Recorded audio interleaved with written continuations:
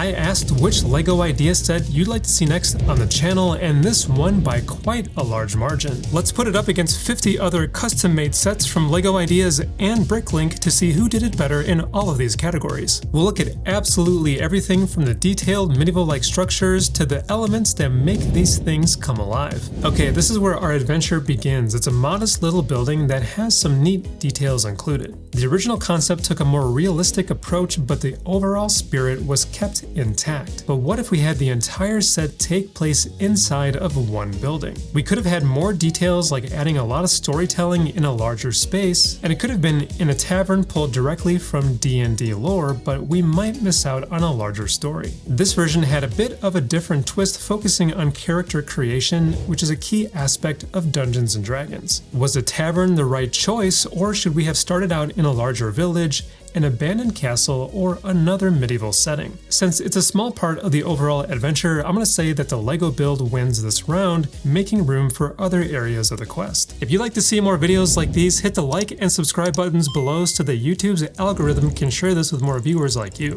Alright, next up, our heroes make their way through this large field. This adds so much to the experience, and I love that it gives us plenty of space to build a scene. But what if we had more focus on the side of the castle itself? Imagine a major story arc unfolding like a crazy looking portal in the field. A wintry setting might have also been a unique approach. We don't often see medieval worlds set in the colder months. Or maybe the focus could have shifted to a world map setting with micro-scale minifigures making their way through different lands. Alternatively, the dragon could have been hiding out in the field, and honestly, this one's a toss-up. I think it could go either way. You've got to have a dungeon, it's literally in the name. LEGO did a great job here, keeping the spirit of the original design. This smaller area is packed with items, equipment, and plenty of monsters to fight, but what if we had a larger dungeon area? It could have allowed for more monsters lurking around or more hidden loot. A completely modular setup where we could mix and match dungeons would have been interesting, and that way we could change the layout whenever we wanted to play a new D&D quest with friends. A different final boss and a heavier focus on the dungeon aspect would have also made sense, but it probably wouldn't have been as iconic as a dragon.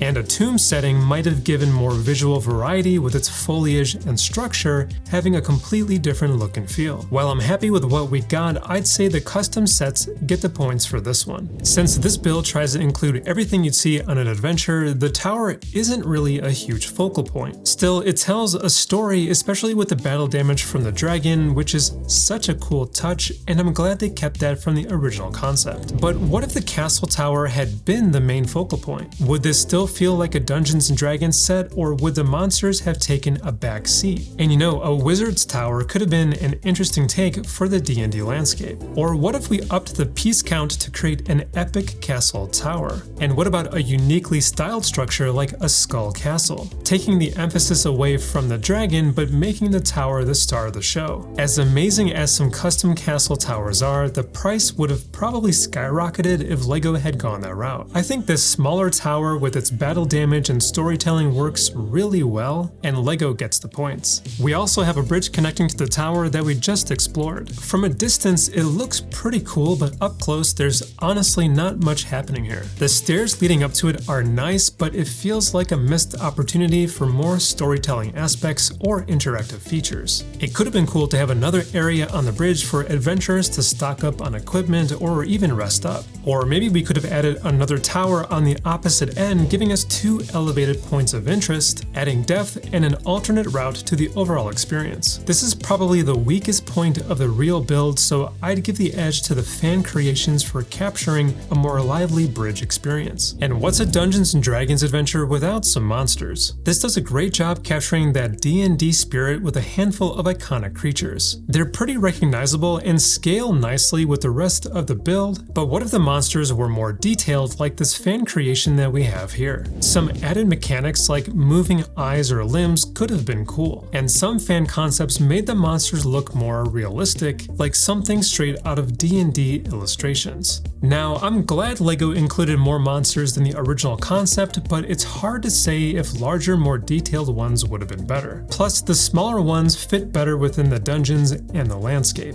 Ultimately, LEGO's scaled-down versions work well, so that gives them the edge. The major highlight here is definitely the dragon, the final boss of the build. The fabric wings are really nice and the wingspan is absolutely massive. The articulation is also solid, allowing for different poses. However, I've seen some incredible custom-made dragons. This one here has a more intimidating look and still has that massive wingspan, giving it a real sense of scale. And lots of concepts also had a red dragon, which seems to be a common theme among fan designers. And I can't forget this massive gold dragon that I came across, easily the size of a standalone display piece. That said, fan designs offered a lot of variety. It's hard to pick a clear winner here, so I'd say it's a toss-up between the official set and the fan creations. The minifigures are another highlight of this set. The included cast is enough to get you started on your own adventure, and sure, you can buy extra minifigure packs, but that's a rabbit hole you gotta be careful with, although there are definitely some cool ones in there. Many fan designs featured at least 6 minifigures, which makes sense for a more robust co-op experience. Some even included character class titles, making it easier to identify each character during gameplay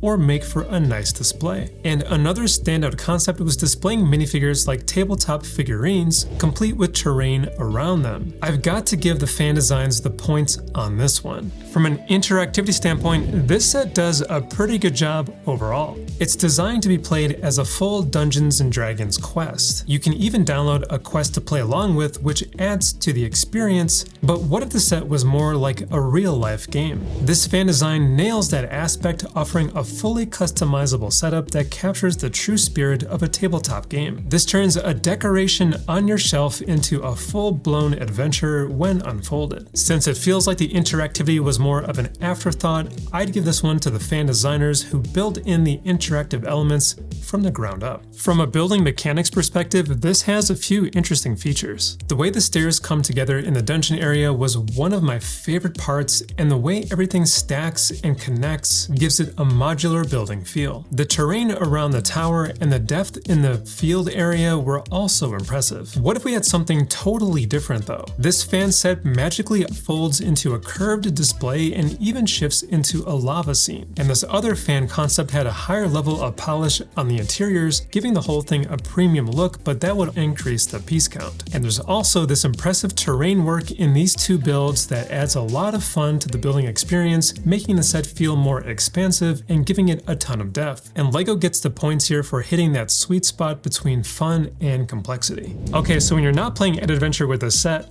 how does it hold up as a display piece? It would fit in nicely with a medieval collection if that's your thing, and as a standalone display, it's still pretty cool. Some fan designs were specifically designed as a display piece. For example, this one celebrates the 50th anniversary of D&D with a dragon wrapped around a multi-sided die on top of a book. It's a perfect tribute for die-hard fans. This one centers the dragon in a dynamic pose, making it hard to miss on any shelf. And there's even a 3D recreation of a famous D&D cover art from over 40 years ago. I think the concepts win here given that they're easier to display and are designed specifically for that purpose. Now, speaking of display, would a diorama have been more interesting for this build? There's so much more detail in the smaller space, and this one nails it. And this other one expands on the same scene but on a larger scale, creating a fully immersive experience with tons of details. And this captures the vibe of D&D perfectly with the heroes, a dungeon, monsters, and a dragon all frozen in action.